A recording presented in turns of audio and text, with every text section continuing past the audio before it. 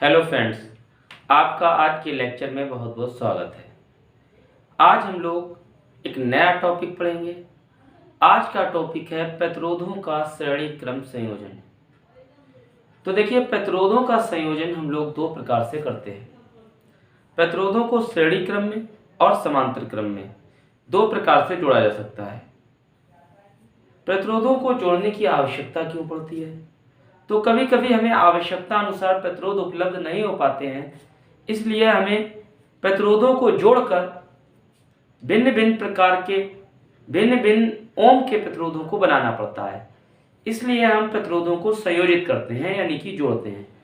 तो प्रतिरोधों को जोड़कर हम दो तरीके अपना सकते हैं। पहला तरीका श्रेणी क्रम है, दूसरा तरीका समांतर क्रम है।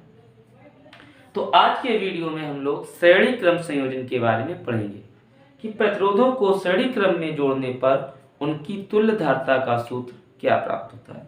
तो आइए आज का वीडियो शुरू करते हैं।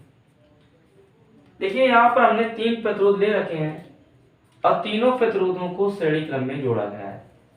जैसे ये पहला एक प्रतिरोध है, इस प्रतिरोध के दो सिरे हैं, पहला सिरा दूसरा सिरा। अब देखिए, हमने एक दूसरा प्रतिरोध ले लिया, इसके भी दो सिरे हैं, पहला सिरा दूसरा सिरा। एक और प्रतिरोध ले लिया, ये तीसरा प्रतिरोध है, इसके भी दो सिरे हैं, पहला सिरा दूसरा सिरा। अब हमें इन तीन प्रतिरोधों को श्रेणी क्रम में जोड़ना है। तो देखिए, हम क्या करेंगे, पहले प्रतिरोध का दूसरा सिरा दूसरे प्रतिरोध के पहले सिरे से जोड़ देंगे। अब देखिए, ये दूसरा प्रतिरोध है, दूसरे प्रतिरोध का दूसरा सिरा और ये तीसरा प्रतिरोध है, तीसरे प्रतिरोध के पहले सिरे से जोड़ देंगे। तो इस प्रकार के संयोजन को श्रेणी क्रम संयोजन कहा जाता है। अब जो हमारा पहला प्रतिरोध और जो तीसरा प्रतिरोध बचा है, इन प्रतिरोधों के सिरों पर हम एक बैटरी या सेल जोड़ देते हैं। तो इस प्रकार का संयोजन हमारा श्रेणी क्रम संयोजन कहलाता है। अब जब हमने यहाँ पे सेल लगा दिया है, तो सेल से आई धारा प्रवाहित होगी। देखिए, आई धारा प्रवाहित होने पर प्रतिरोध R1 में भी आई धारा जाएगी, प्रतिरोध R2 में भी आई धारा जाएगी, प्रतिरोध R3 में भी आई धारा जाएगी। देखिए, तो प्रतिरोधों के श्रेणी क्रम संयोजन में धारा का मान समान है। तो देखिए, जो पहला प्रतिरोध है, इसके सिरों पर विभवांतर V1 होगा, जो दूसरा प्रतिरोध है, इसके सिरों पर विभवांतर V2 होगा, और जो हमारा तीसरा प्रतिरोध है, इसके सिरों पर विभवांतर V3 होगा, और सेल का जो कुल विभवांतर है वो हमारा V होता है। तो श्रेणी क्रम में क्या होता है, श्रेणी क्रम में धारा का मान तो समान होता है हर प्रतिरोध में, लेकिन विभवांतर का मान अलग अलग होता जाता है। अब देखिए, इस वाले डायग्राम में हम इस चीज को समझ लेते हैं एक बार फिर से।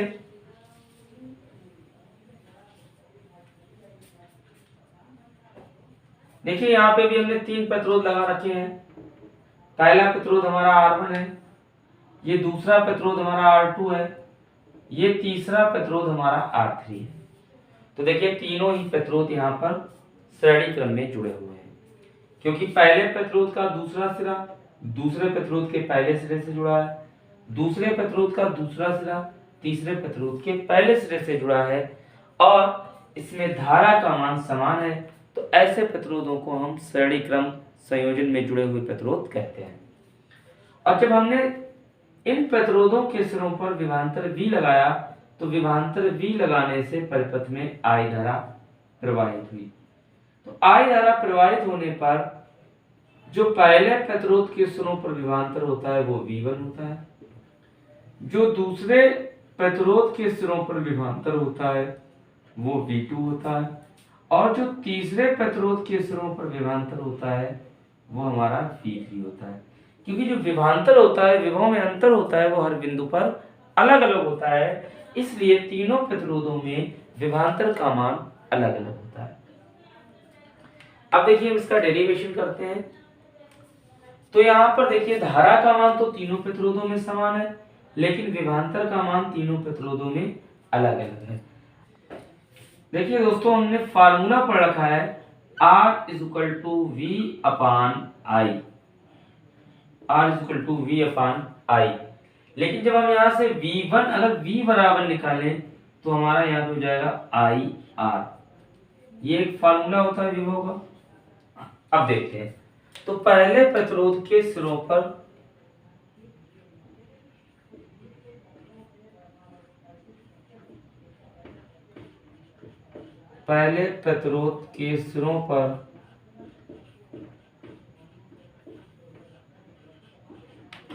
विभवांतर,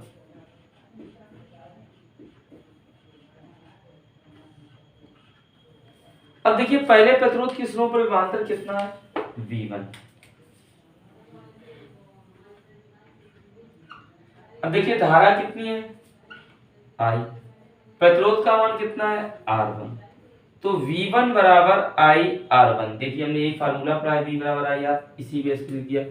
ये हमारा इक्वेशन नंबर बन गया 1। अब हम दूसरे प्रतिरोध के सिरों पर विभवांतर देखेंगे, तो यहाँ पे लिखेंगे दूसरे प्रतिरोध के सिरों पर विभवांतर।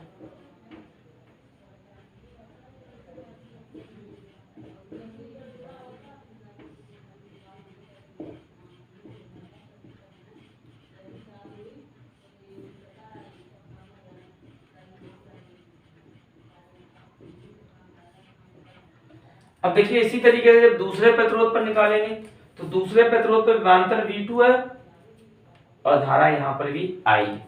तो ये हमारा हो जाएगा V2 is equal to IR2।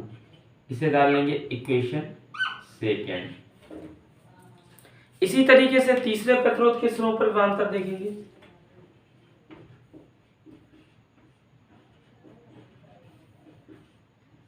इसी प्रकार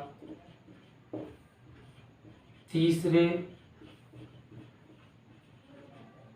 प्रतिरोध के सिरों पर विभवांतर,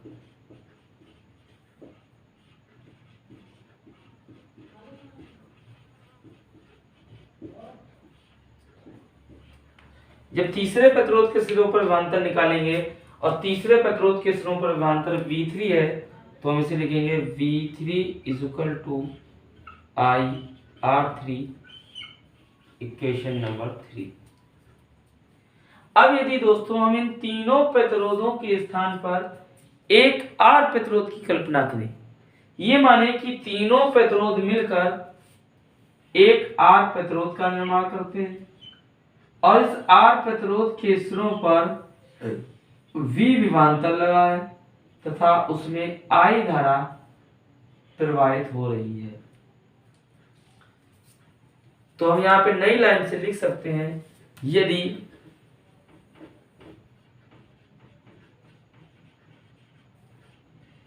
परिपथ का कुल विभवांतर V हो तो V इज इक्वल टू निकालेंगे तो ये बन जाएगा V1 plus V2 plus V3।